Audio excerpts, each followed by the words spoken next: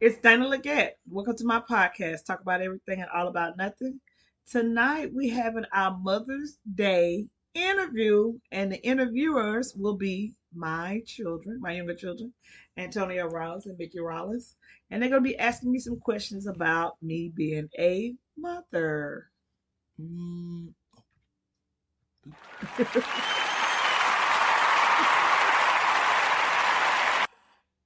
Again, my PA, he does it to me every single time. And we're not chopping out nothing. We're gonna keep this rolling. absolutely. Uh, so I guess without further ado, it is time to get the show on the road. Please get this show on the road because I I got am. walnut brownies and I got walnut cinnamon pop ups for Mother's Day. I would love to try because I always tell you we believe in bringing food when I do my podcast. Go for Absolutely. it. Don't believe in bringing food. Absolutely. He don't want me to eat. That's all it is. He don't want me to eat. As the PA, I plead with every one of our guests, please don't bring food and please don't eat while the podcast is running. A lot of podcasts around here say nothing while we got the podcast going, while we editing and talking on sideshow behind the scenes. I think you should have some brownies in your life. Absolutely not. It becomes an absolute editing nightmare, and I can't take it anymore. It ain't a nightmare. He's still alive. I ain't killed him yet. Ain't no noose on his neck. I think he's doing real good. Honestly, but I need to introduce ourselves. I am Antonio, the PA, and Mickey Rollins. we are the children of Dana, the mastermind behind the podcast. Oh, masterminding it now. Oh, don't Mhm. butter me up. You still want these checks. And as a present from us to you, the viewers, we are going to be doing a little interview with our mom. Mickey, would you like to read the first question? Sure, thank you. How is your Mother's Day going? My Mother's Day is going and going and going. It's about over. It's about time for me to hit the sack, but I enjoy myself. I, I laid on the couch. I did go out the house today, and I did see a couple of people I wish Mother's Day. And I did a small movie on my Facebook page. So please check out my Facebook page so y'all can see. If you'd have let me have a glass of water, you wouldn't have this. Don't act like that. Check out my Facebook page where I did a small Mother's Day entourage. What is it called? Collage. Yeah, for my some of the women that's in my life. If I didn't have your picture, I'm sorry. I didn't mean to neglect you. I think everybody deserves a good Mother's Day, and mine was perfectly fine. I didn't cook, even though I still went in the kitchen and did what I needed to do because that's how I just feel about my house. Is that's Uh, like that? yeah, I heard. Um, as far as Mother's Day goes, I know that I take Mother's Day extremely seriously. Any mother related holidays I consider my personal holiday. I don't consider myself the best one of my mother's children, but I do consider myself the best when it comes to being a person. And so What? yeah, so I'm quite competitive, especially when it comes to Mother's Days, such as birthdays, holidays, Mother's Days. And so I try to do the absolute best, which has only in the past years driven my siblings to do even better. But this year I wasn't able to do the most, which isn't a big deal, but it was a big deal to me. Because it makes me know never mind, but Hmm. they compete with the gifts for me every time. Absolutely. And I can never win. It doesn't matter if you don't. It's not a competition. I must say, out of the three, I'm in the lead, and I appreciate that, honestly. The Laura second gave me a question, grandbaby. I You can't compete with a child. I stand corrected, apparently. The second question we had is your favorite memory with each of your kids, My favorite memory with each one of my kids would starting have from our to. oldest. Al is my oldest. David Anthony Alexander Owens is my oldest son. And my favorite memory with him is when he told me he had to be about 10 because I think Peanut was a baby and Mickey was maybe 9 months, and maybe she might have been a little bit older than that. And but Al told me, he said, Mom, but what's the difference of you always upset about my dad when you've been doing it by yourself all along? And it was like a light bulb went off. Like, I'm sitting here crying over this man, and I got my 10 or even 11-year-old telling me, why are you doing this when you've been doing it by yourself all along? And I realized, I was like, oh my God, my 10-year-old is damn near smarter than me. So that's one of my favorite memories of him. And my favorite memory with Mickey is when she had been in an accident as a child, and she just was hilarious. No matter she would hurt, but then she would see me and she would like brighten up and she would be like, "That's my mom." And like no matter where I was, and if I left the room, she would not do nothing till I come back in the room. And it was like she was just so excited to see me. And it's just, and people don't understand how joyful is this for somebody to be like, oh my God, you're here. Oh my God, it's my mom. And she would be like that every time when she had got hurt and she was in the hospital and I couldn't go where she went. And but when I came back, it was like I had been gone all day, and then bam, there's my mama. Terrible. She's terrible, honest. I mean, yeah. And my favorite memory with Peanut is that when he decided to sing, he did this collage, and my favorite song to this day is Maxwell Pretty Wings. Yeah. And he was like, yes, and he was like in this a thing called this Apple program. It was in Mount South Carolina. And he said, Mom, I did something for you. And it was that. And he and they smiling, got the big cheek to cheek smile, that. And my song playing in the background. I was terrible. I was honestly the best kid since day one. I don't know.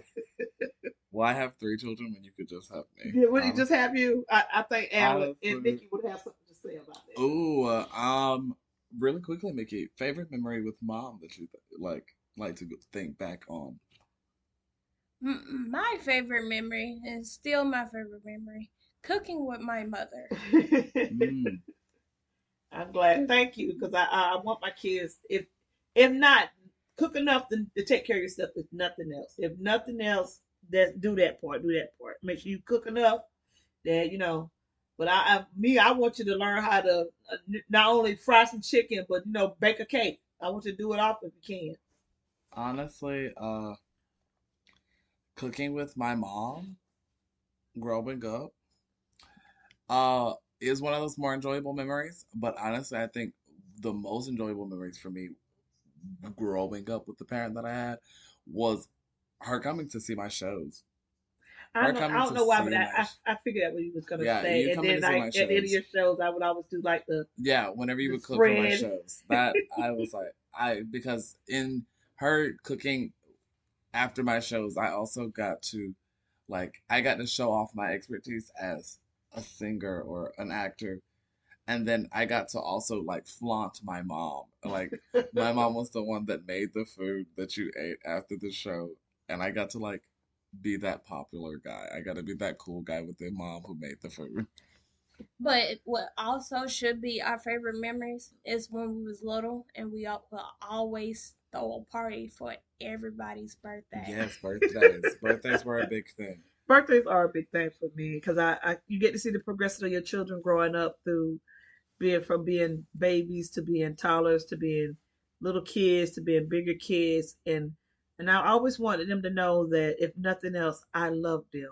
Yeah. And I'm not one of those parents where I just said I want them to see it and feel it and know it.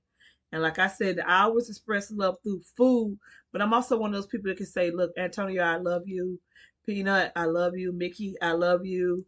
Al, I love you. Even Laura, I love you. I love y'all. I tell my mom that now because I didn't used to say it as much, but now I say it to my mom. I say it to my sisters. And I don't just be saying it for a show. I say it because I want them to know that I do love them. And I think that should be like some of the best memories in people's lives. Absolutely. Spread all of the love. We don't, I want to you spread know, I don't feel the love whenever she talks about how I do as a PA.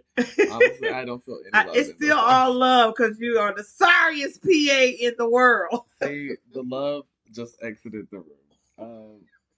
The third question, would you like to read it? The third question is, where are you prepared to be a mom? Were you prepared to be a mom? Or are you happy how it turns out? I was not prepared to be a mom, but I knew from the time I was 16-year old that I wanted to be married, and I knew I wanted to have my home.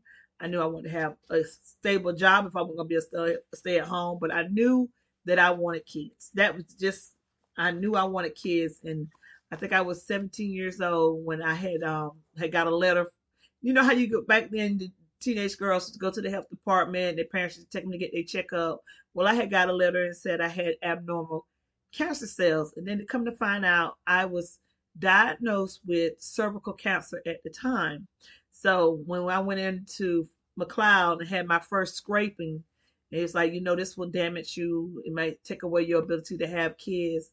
And it obviously didn't work because I have three. I had Honestly, four, but it obviously didn't work hashtag because when I miracle turned baby. 19, when I turned 19, I had my first child, which would have been Al, is my oldest son. And from there, it's like it was me and Al, cause like, oh, I got my kid. I'm not prepared. I don't have my own home. I'm still at home with my mom. I'm not married. And it's something in me was like, but what that got to do with me still having to take care of my kids, still getting up, going to get this slight education for a nurse's aid. Back then, you go to any little technical program to get a nurse's aid degree and working at nursing homes. And I worked at nursing homes from all the way from Conway, South Carolina, all the way to Fort, North Carolina. I mean, all the way to Fort, South Carolina. I worked through the nursing home system. I did home health. And all I kept thinking was, I got to take care of this kid. And I had, like I said, I had my mom and I had Mr. Mike, which was my mama husband at the time. He was crazy about Al. And then I met my first husband. My first husband. And then I had these two wonderful people that's sitting in front of me right now. But I was just determined because, like I said, we had our ups, downs, we had our homelessness, we had homes that we couldn't be comfortable in. But my only goal was like I said, I wanted to make sure I took care of my kids no matter what was going on. Because, like I said, I didn't realize my oldest boy remember us being homeless because I did everything to try to hide it because they went to school every day. They was clean. They washed. I did. We stayed in our car for a little while, and with that, I was like, you know what? They when they dropped me off at daycare, they knew no different. They never thought that we didn't go lay down in the bed because they knew I was there for them. So they knew when they went to daycare, they slept, they ate. I made sure I took care of all of that. But we had no place to call our own. And when we did got a place to call our own, I did everything I did to try to fight to keep them safe and warm. Because in my mind, my kids are my most important thing to me. And like I said, and they were, and I met grown people. I met people along the way that helped me out with that to take care of something that was the most important thing to me, which was my kids. And to like piggyback off of that, I honestly I have to commend my mom. Like I'm gonna like do a little clap, a little clap. That is like an emphatic clap. Fat or clap. Honestly, I really do have to give a really big round of applause because I can attest to I didn't know. I have no recollection of like seriously struggling. I always tell people that I'm a child of privilege, and it's a bit of a running joke. It is a running joke because And he really thinks he's a uh, child of privilege, and like even if it's silver not spoon and exactly all. absolutely, my spoons have always shone, have always shined. And even if that isn't always the exact truth, I've never known extreme struggle. Like my older brother may have more memories than I do of that past, But but that's because I he got have, the yeah, he years. has the years on us. Yeah. But as long as I've been alive, I have at least been well taken care of. At the very least, I was well taken care of, Well, thank to you, sir. say the least. Well, thank Um, and to say the most, if I was gonna go out on a limb, I would say I was a bit spoiled as a baby. I was the spoiled I would child. say Nikki was way more spoiled than you were. Absolutely. But Mickey needed all of the spoiling she could. Yeah, she needed all the spoilers, She's a and shy bean. she's still the shy.